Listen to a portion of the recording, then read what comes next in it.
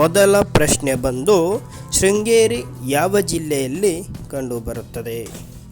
ಮೊದಲ ಆಪ್ಷನ್ಸ್ ಬಂದು Hassan, options B Shivamogga, option C Chikkamagaluru, options D Udupi.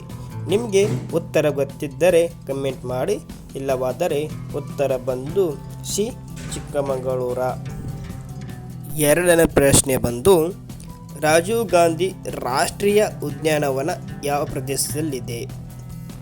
Options A ಬಂದು ಬಂಡೀಪುರ, ಆಪ್ಷನ್ಸ್ ಬಿ ಬಂದು ನಾಗರಹೊಳೆ, ಆಪ್ಷನ್ಸ್ ಸಿ ಬಂದು ಭದ್ರಾ, ಆಪ್ಷನ್ಸ್ ಡಿ ಬಂದು ದಾಂಡೇಲಿ.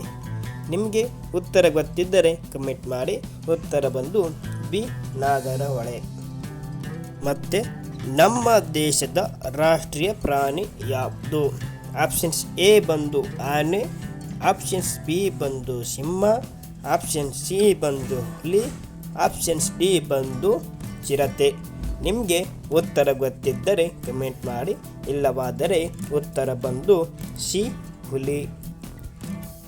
ಇನ್ನು ನಾಲ್ಕನೇ ಪ್ರಶ್ನೆ ಬಂದು ಕನ್ನಡ ವಿಶ್ವವಿದ್ಯಾಲಯ ಇರುವ ಸ್ಥಳ. ಆಪ್ಷನ್ಸ್ ಎ ಬಂದು ಬಿಜಾಪುರ್, ಆಪ್ಷನ್ಸ್ ಬಿ ಬಂದು ಧಾರವಾಡ, ಆಪ್ಷನ್ ಸಿ ಬಂದು ಗುಲ್ಬರ್ಗ, ಆಪ್ಷನ್ಸ್ ಡಿ ಬಂದು ಹಂಪಿ. ನಿಮಗೆ ಉತ್ತರ ಗೊತ್ತಿದ್ದರೆ ಕಮೆಂಟ್ ಮಾಡಿ, ಇಲ್ಲವಾದರೆ ಉತ್ತರ ಬಂದು ಹಂಪಿ. ಐದನೆಯ ಪ್ರಶ್ನೆ ಬಂದು ಕರ್ನಾಟಕದ ಅತಿ ಎತ್ತರದ ಪರ್ವತ ಶಿಖರ ಯಾವುದು?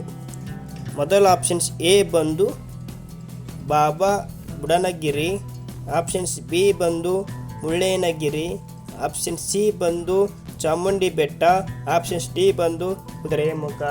ನಿಮಗೆ ಉತ್ತರ ಗೊತ್ತಿದ್ದರೆ ಕಮೆಂಟ್ ಮಾಡಿ, ಉತ್ತರ ಬಂದು ಬಿ ಮುಳ್ಳಯ್ಯನಗಿರಿ. ಇವೆಲ್ಲ ಪ್ರಶ್ನೆಗಳು ನೋಡಿದ್ದಕ್ಕೆ ಎಲ್ಲರಿಗೂ ಧನ್ಯವಾದಗಳು. ಹಾಗೆ ನಾನು ಪ್ರತಿಯೊಂದು ಪ್ರಧಾನಿ ಮಂತ್ರಿಗಳು ಅಂದರೆ 1ರಿಂದ 14ರವರೆಗೆ ಎಲ್ಲ ಪ್ರಧಾನಿ ಮಂತ್ರಿಗಳ ಪಟ್ಟಿಯನ್ನು ಹೇಳಿದ್ದೇನೆ, ಹಾಗೂ 1ರಿಂದ 24 ಮುಖ್ಯಮಂತ್ರಿ ಬಗ್ಗೆ ಎಲ್ಲ ಹೇಳಿದ್ದೇನೆ. ಅವು ಲಿಂಕ್ ಕೂಡ ಎಲ್ಲ ಇಲ್ಲಿ ಮೇಲ್ಗಡೆ ಎಲ್ಲ ಬರುತ್ತೆ, ನೋಡಿ ಅದ್ರ ಮೇಲೆ ಕ್ಲಿಕ್ ಮಾಡಿ ಎಲ್ಲ ವಿಡಿಯೋಸ್ಗಳನ್ನು ನೋಡಿ. ಹಾಗೆ ನಮ್ಮ ಚಾನಲ್ಗೆ ಸಬ್ಸ್ಕ್ರೈಬ್ ಆಗಿ, ದೇವರ ಮಕ್ಕಳು ಚಾನಲ್.